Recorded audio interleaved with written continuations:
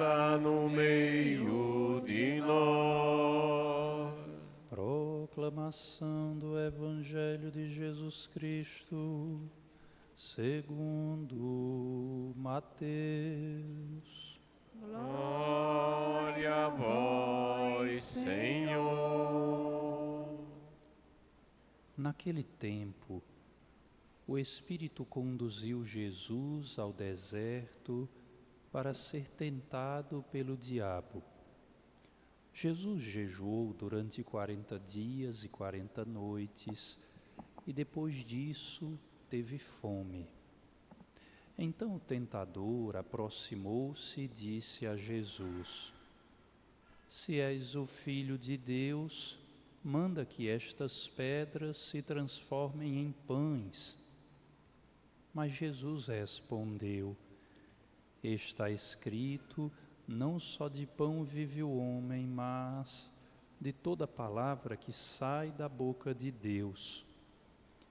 Então o diabo levou Jesus à cidade santa, colocou-o sobre a parte mais alta do templo e lhe disse: Se és filho de Deus, lança-te daqui abaixo, porque está escrito: Deus dará ordens aos seus anjos a teu respeito, e eles te levarão nas mãos, para que não tropeces em alguma pedra. Jesus lhe respondeu: Também está escrito: Não tentarás o Senhor teu Deus.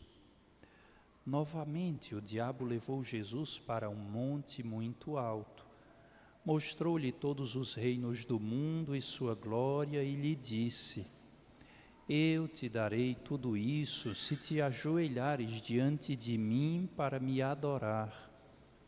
Jesus lhe disse: Vai-te embora, Satanás, porque está escrito: Adorarás ao Senhor teu Deus e somente a Ele prestarás culto. Então o diabo o deixou e os anjos se aproximaram e serviram Jesus. Palavra da salvação.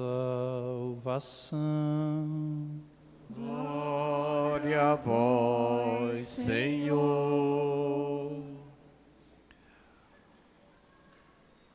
O Espírito conduziu Jesus ao deserto para ser tentado. Meus irmãos, minhas irmãs, caros ouvintes, estamos iniciando a nossa jornada quaresmal, o nosso tempo de combate, tempo em que, do mesmo modo que Jesus, também seremos tentados. Iniciando este tempo, nesta primeira parada, a igreja nos coloca no meio do deserto, junto com Jesus.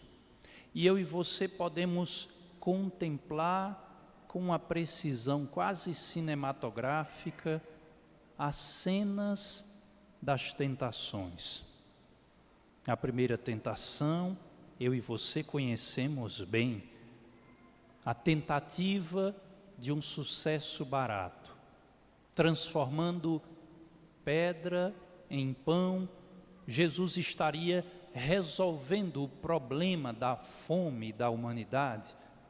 Transformando pedra em pão, Jesus resolveria a sua fome, o seu problema imediato. Transformando pedra em pão, Jesus seria facilmente seduzido. Mas a resposta de Jesus é simples, direta, clara. Não só de pão vive o homem. E claro, o pão aqui é o seu trabalho, o pão aqui é o seu dinheiro, o pão aqui são os seus bens, tudo que é mundano, não só de pão, não só de mundo, não só de coisas vive o ser humano, mas de Deus, do pão de Deus, das coisas de Deus. Se eu e você, meu irmão, minha irmã, nos acostumamos a viver empanturrados com o pão deste mundo, se eu e você nos acostumamos a saciar nossas vontades somente com o que este mundo nos oferece, então provavelmente já sucumbimos à tentação. Provavelmente não aprendemos a nos alimentar de Deus, não aprendemos a viver como Deus, viver de Deus, viver em Deus e das coisas de Deus.